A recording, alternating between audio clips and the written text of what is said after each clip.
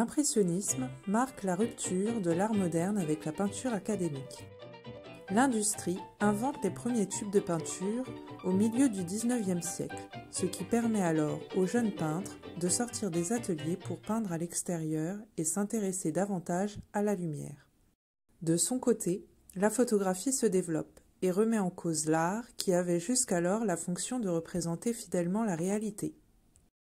Les impressionnistes s'attachent alors à représenter leur impression face au réel en privilégiant des couleurs vives, des jeux de lumière et en s'intéressant davantage aux paysages et aux scènes de vie. La technique de peinture impressionniste est inventée au cours de l'été 1869 quand Renoir et Monet peignirent respectivement La Grenouillère et Bain à la Grenouillère sur l'île de Croissy. Les impressionnistes sont au début très critiqués. Le terme impressionnisme vient du journal satirique Le Charivari, qui publie un article écrit par le roi dans lequel il se moque ouvertement de la peinture de Monet Impression soleil levant.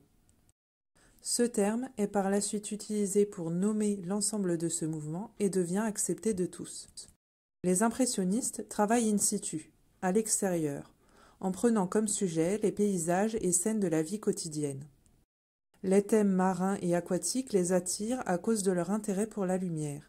C'est pour ça qu'on trouve beaucoup de peintures impressionnistes représentant les bords de la Seine ou les plages de Normandie.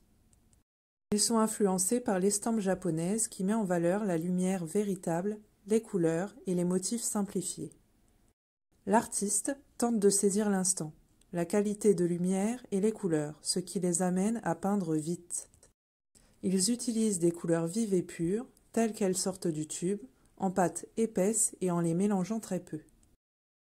Certains préparaient leur toile comme le faisait Monet, en recouvrant ses fonds d'une base de colle, de peau et de plâtre cru. C'est la juxtaposition de touches de couleurs qui donne la forme et le volume aux choses, et non le dessin et le contour comme ça l'était avant. L'application de la couleur sur la toile est donc visible. Les empâtements laissent leurs empreintes sur la toile. On parle de virgule pour qualifier les traces visibles du pinceau. Les impressionnistes utilisent la loi du contraste simultané des couleurs de Michel-Eugène Chevreul. C'est l'idée qu'une couleur donne une nuance complémentaire à une couleur avoisinante.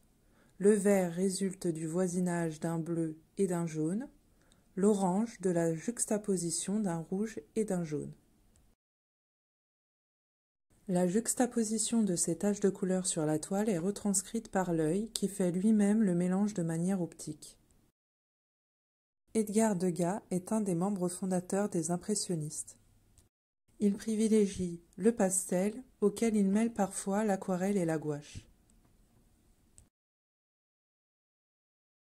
Toute la vie moderne parisienne l'intéresse.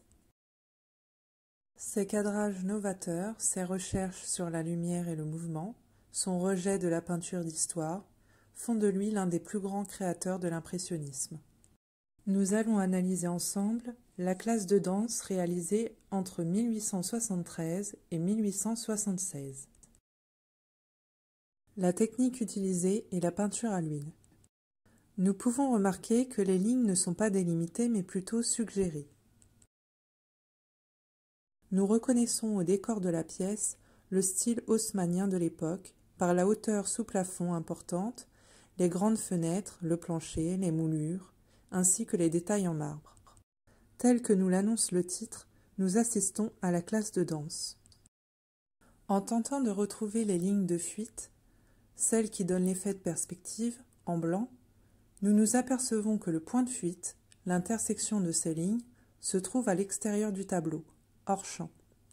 Quant à la ligne d'horizon qui passe par le point de fuite, en rouge, nous remarquons qu'elle est située légèrement au-dessus de la tête des personnages du premier plan. La ligne d'horizon permet de situer notre point de vue. Par conséquent, nous sommes légèrement en plongée, c'est-à-dire plus haut que les personnages du premier plan. La ligne d'horizon, située au premier tiers, accentue cet effet. L'artiste intègre le spectateur au tableau en lui donnant l'impression de faire partie de ce premier plan au même titre que les danseuses qui sont devant. Lorsque nous appliquons la règle des tiers, c'est-à-dire découper l'image en trois dans le sens horizontal puis verticale, nous retrouvons les points de force à l'intersection de ces lignes. Deux éléments sont mis en valeur. Le premier est le nœud rouge de la jeune fille du premier plan qui nous amène à suivre son regard, ce qui nous dirige vers le deuxième élément, le professeur, au second plan. Nous pouvons observer la circulation des regards de la jeune fille vers le professeur, puis du professeur vers la danseuse du troisième plan.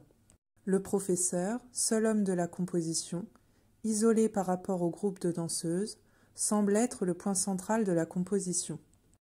En effet, toute l'attention est concentrée sur lui.